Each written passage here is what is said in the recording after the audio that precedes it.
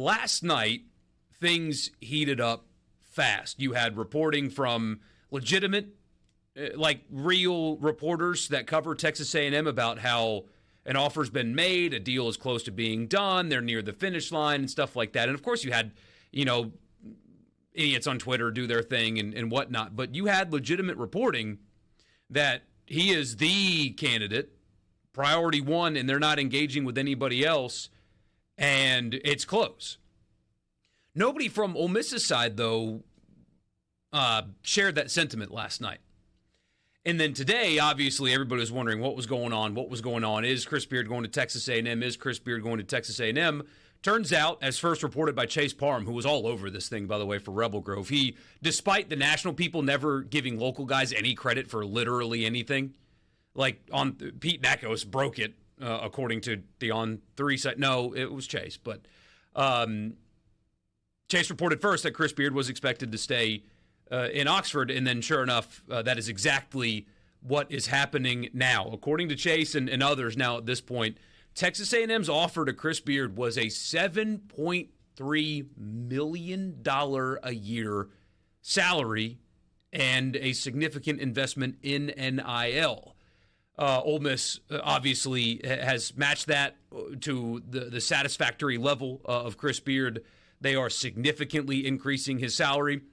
It'll be a 6-year contract. I know the state only has 4. You guys know how they can get around that by now. But he got a new 6-year contract that he signed today, and it will be at that number or around that number, and a rather dramatic increase in what they have available to fund the roster for next year's team. So there was a lot of jumping the gun reporting last night, and sure enough, Ole Miss was able to fight off Texas A&M for their basketball coach. And, I mean, he's making football coach money now, but most importantly, he is staying at Ole Miss, despite Texas A&M's best effort to prevent that from happening. I was never of the opinion that he was going to leave. Nothing, not that I'm trying to bring down Ole Miss or anything. But A&M is not a great basketball job. They have a lot of money. Don't get that twisted. $7.3 million is a ton of money. But is Texas A&M a great basketball job? It is not. It is not. Buzz Williams very much elevated that program during his time there. And in doing so, made it a job where Chris Beard probably thought about it for a minute. But that's not a great. There's no doubt that there was some consideration there. Yeah. No doubt. But it's just not a great basketball job. So, once again, though, I think the hero in all this for Ole Miss is Keith Carter, who, simply put, is one of the best athletic directors in the country. You can't argue with the results. Ole Miss is on an upswing in all 3 of their major sports, and if you want to count women's basketball and they've been a consistent tournament team there. They have highly paid coaches, big name coaches at football and men's basketball, where your 2 money spots. And they have put together in this NIL era, they have been the school that has advanced the most. I mean, what was Ole Miss football pre-transfer portal, right? 2018, 2019, not great. The rare up and a whole lot of down. Yeah. And now it's become, football has become a consistent winner.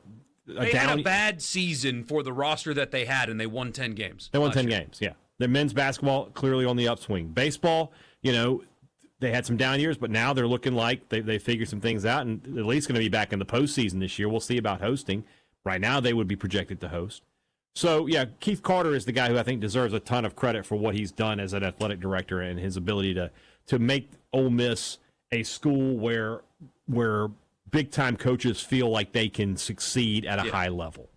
Yes, and that's really the place to start in a conversation like this, because Ole Miss does not have more money than Texas A&M. I mean, right. Texas A&M, and we'll get to them more in a little bit, has more money than anybody. But there is something to be said about organization and presenting and having a united front. I said this on Twitter, and it's true. Nobody, and you just said it, no athletic department has elevated itself more in this era than Ole Miss has. Are they an elite football program? No, not yet. They're trying to be. They're spending like an elite one, and They've won 39 games in 4 years. Mm-hmm. Kiffin's got to make the playoff at some point, but they have elevated the floor of the football program. Right. They have now elevated the floor of their basketball program. The department as a whole has adapted to this era. Somebody asked me, well, elaborate on that. What does that mean? Haydad already talked about Keith Carter, and he's dead on. It's an athletic director that coaches clearly want to work for. There's no doubt in my mind that Chris Beard looked at the two offers and who his boss would be and was like, no, I'd rather work for Keith Carter than Trev Alberts. There's no doubt in my mind that that's a major factor in, okay, who is going to be my boss? That's a major factor here. They have a chancellor who is heavily sports-minded. Mm-hmm. Is very much do whatever it takes to win. The university will support you in any way you need. You've got mega donors and casual fans that from the second players could get paid were united in how to do it, were united in the willingness to do it. You hear from Ole Miss fans. Hey, Dad, you see them. Ole Miss fans from the jump were immediately, oh, pay players now? Legally? Please do it. Take my money. Pay the players now. Just do whatever you have to do. Pay them. The joke at Mississippi State is that NIL at Ole Miss means now it's legal. But they were united in that. Immediately, there was no hesitation. The collective is considered one of the more, if not the most innovative one. It's run by a former apparel executive, and they're united and organized on that front. And then coaches, Lane Kiffin being, the portal king thing. But you mentioned women's basketball. That's a team that uses the portal heavily, mm-hmm. and she keeps winning. This Ole Miss basketball team is going to sign 10 guys out of the portal. They had almost that number last year. Mm-hmm. So you've got coaches that are embracing it, and so it's all of that happening all at the exact same time is why they're able to have a situation in which they can get into a money fight with Texas A&M and win because they were able to match or exceed what A&M had to offer because all of those things are true. There's no booster factions. There's no the Aggie way. There's no people pulling people in different directions. It's win. Take my money and win. And everything else will take care of itself. And because of that, they are able to compete with Texas A&M for a coach and win that battle because you don't have people unwilling to give or pulling ADs in different. And Keith Carter, if he's listening to this, which I'm sure he's not, is probably thinking, shut up, Michael. I have to deal with boosters that disagree with me every day. But from a general perspective, everybody's pulling the rope in the same direction. And that's how they end up in a place where they can pay a basketball coach $7 million a year and have over $10 million, at least that's what it sounds like, in roster acquisition funds for this basketball team. It's a good spot to be in, and that's why Chris Beard will remain in Oxford, and that's why Lane Kiffin is. It's going to. I mean, if you want Lane Kiffin out of Oxford, buddy, you're going to have to pony up big. And I really do believe it. I'm at the point now with Kiffin that I think it would be an NFL job. I just don't see another college job offering him what Ole Miss is going to be willing to offer him going forward. There'd be some like Texas, Alabama. Right? If Alabama had wanted him, then that's one. Yeah, yes. Texas would be one. If Sarkisian were to leave, Texas would be one. But you could count them on one hand.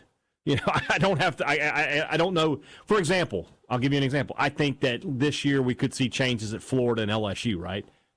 I don't know for a fact that either one of those jobs Kiffin would take.